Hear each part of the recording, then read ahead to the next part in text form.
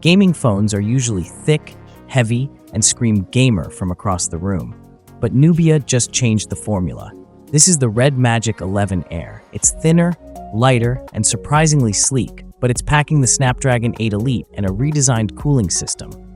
Is this the first stealth gaming phone that actually works, or did the Air branding cost us too much power? Let's dive deep. The RedMagic 11 Air is being positioned as the first Air model with an active cooling fan. The phone leans heavily on performance despite a slimmer profile than the RedMagic 11 Pro series.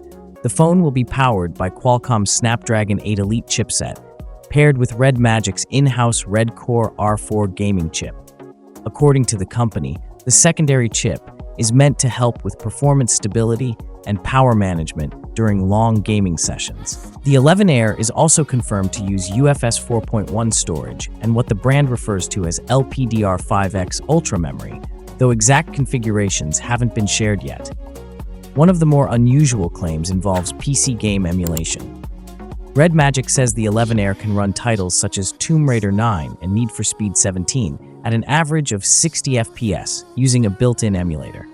As with most pre-launch performance figures, these numbers come directly from the brand and will need to be checked through independent testing. RedMagic has also shared performance data for native Android games.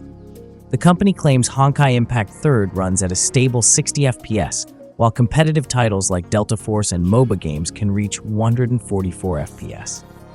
It also says 1% low frame rates stay above 141 FPS, suggesting minimal frame drops under load. On the hardware side, the phone features a 6.85-inch display with a 144Hz refresh rate and a near full-screen design, reportedly reaching a 95.1% screen-to-body ratio. RedMagic says the 24,000 RPM active cooling fan helps maintain performance during extended play. Shoulder triggers and support for the Cube gaming engine are also included. Previous reports point to a battery around 7,000 mAh and a thickness of roughly 7.85 millimeters.